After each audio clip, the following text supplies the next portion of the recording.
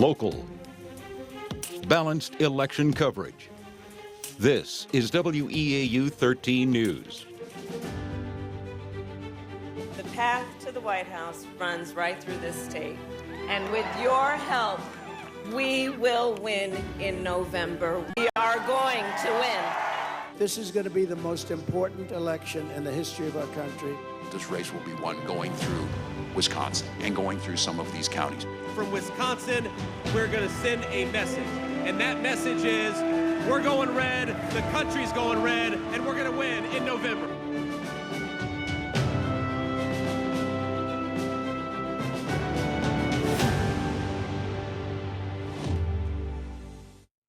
Good evening and thanks for joining us on Election Night. Complete coverage of Decision 2024 begins right now. I'm Alex Loroff. And I'm Heidi Paxson. The rest of WEAU's experienced election team will also be joining us throughout the night. The end of a historic election cycle is upon us.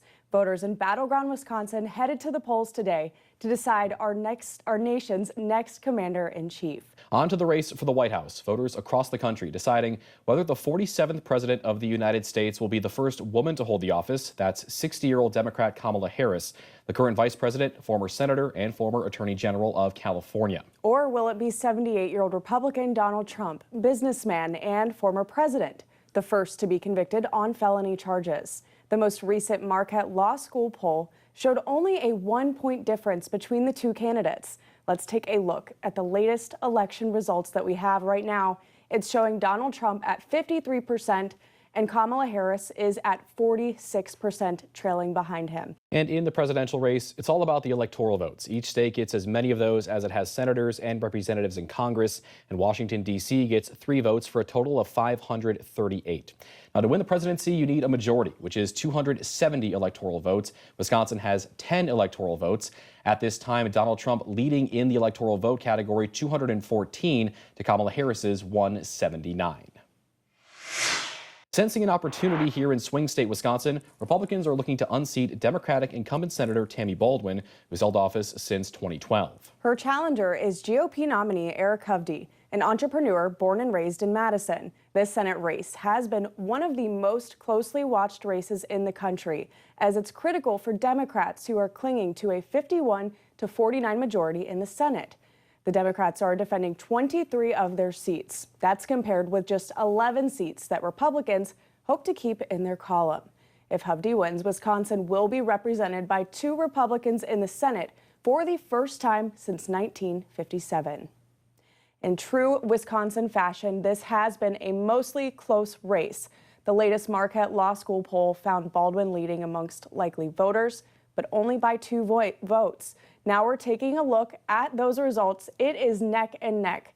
Hovde at 49%, just as well as Tammy Baldwin. And Hovde is also in Madison tonight. We are going to take a live look inside the Edgewater Hotel, where Hovde is holding his watch party currently. And a reminder, this is not Eric Hovde's first go at representing Wisconsin in the U.S. Senate. He competed in the Republican primary for the seat in 2012, but was defeated by former Governor Tommy Thompson.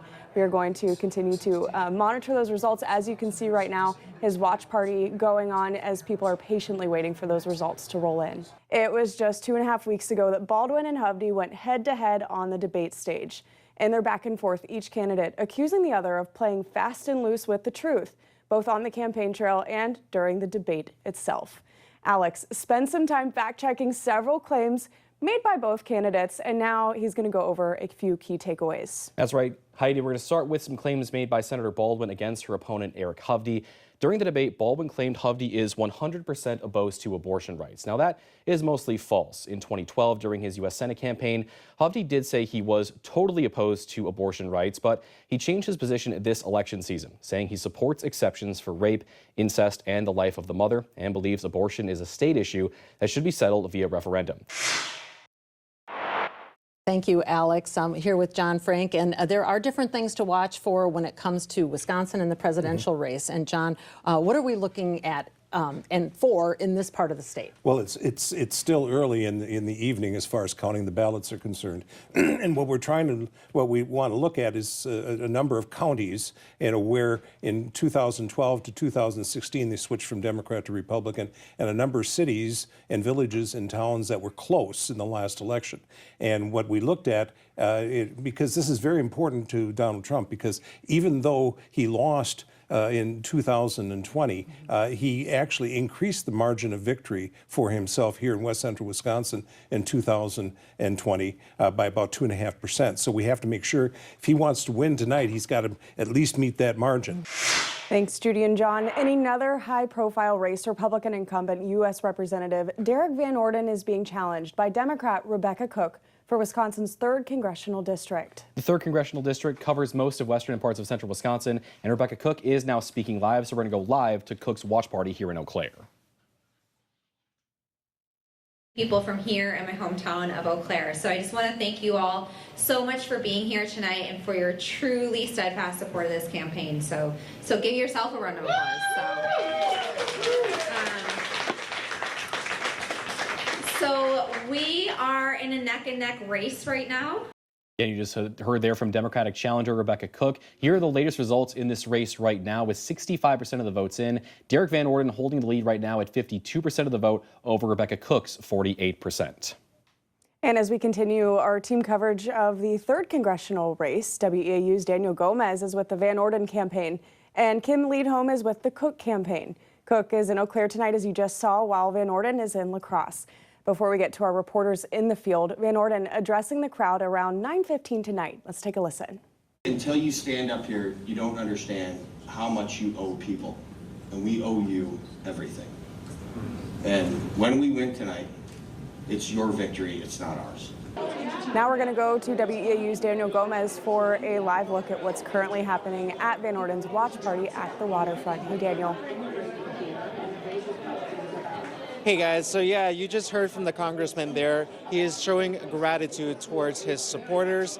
Actually, right now, there is a good turnout here at the Cargill, where the watch party is happening right now. Everyone's still waiting to see what the ballots say, what Wisconsinites in the 3rd Congressional District say. And a developing story out of Menominee right now. When the polls closed at 8 p.m., there were nearly 150 students still waiting to vote at Price Commons on UW Stout's campus. As of 9:30, there were still about 60 people. That's more than an hour and a half after those polls closed. Sophie Moore, Director of Legislative Affairs for UW Stout for the Student Association, says freshman students are showing up in record numbers not seen since 1972. Thanks, Darren. Switching gears to a number of local referendums, the Eau Claire Area School District is asking voters to approve a measure that would generate $18 million over 4 years for operational expenses. The district asking for additional funding to continue educational programs, including elementary reading, behavioral and mental health resources for students, school safety initiatives, and sustaining optimal student-to-staff ratios. Now, right now, we're going to take a look at the results at this question. 64% of voters voting yes right now, 36% of voters voting no. Some votes, though, are still coming in this evening, so we'll keep you updated as the results continue to come in. Let's go now to WEAU's Bob Gallagher, who's in studio, along with Eau Claire Schools Superintendent Mike Johnson. Thanks a lot, Alex. And Superintendent Johnson, looking good right now for this operational referendum. And well, how will this benefit the district over the next 4 years? Ultimately, Bob, we're so pleased with this. Again, it looks very promising, but it provides that stable financial situation for the next 4 years to be able to do the 4 things that were in the question. The educational programming to provide that stability, the mental health and behavioral resources for our students, school safety, and in those student-to-staff ratios. All right, we now are going to go to Rebecca Cook live with Kim. She's going to give us an update as that campaign event continues tonight.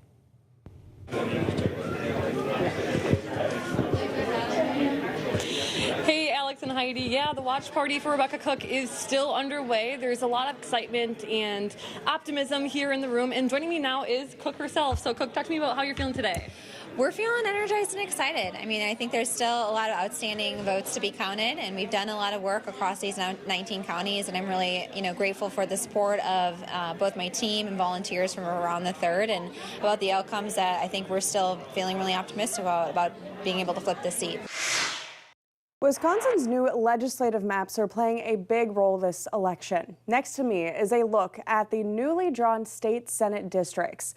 The maps proposed by Governor Tony Evers are giving Democrats hope they will have more of a representation, as Republicans currently hold the majority in both the Assembly, 64-35, and the Senate, 22-11. Heading into the state Assembly races, we have a look at those newly drawn districts again here next to me. And a reminder, Republicans currently hold the majority in the Assembly. That's 64-35.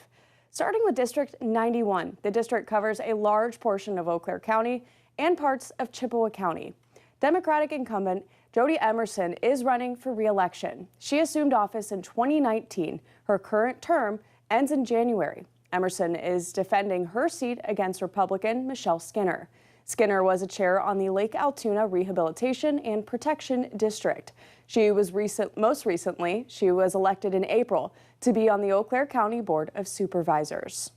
We're going to take a look at how that race is going. Emerson at a 52% lead, Skinner behind at 48%. Now, we do have more assembly races to cover, but first, the Eau Claire County Democratic Party holding an election watch party tonight. WEAU's Alani Claudio is there and joins us live from the Brickhouse Pub. Alani, how are the Dems feeling about the results so far tonight? Thank you, Alex and Heidi. The Eau Claire Democratic Watch Party has about 150 people here, and they are expecting a couple more people to attend. But I've been told that some are poll workers that are still counting absentee ballots. As of right now, we know about 98% of votes are in. Thanks, Alani. The Republican Party of Eau Claire County also holding an election watch party tonight. That watch party is at the Holiday Inn South. WEAU's Alani Claudio was there earlier tonight. From candidates running for assembly, current city and county officials, to poll workers and community members, about 200 people expected to attend this watch party.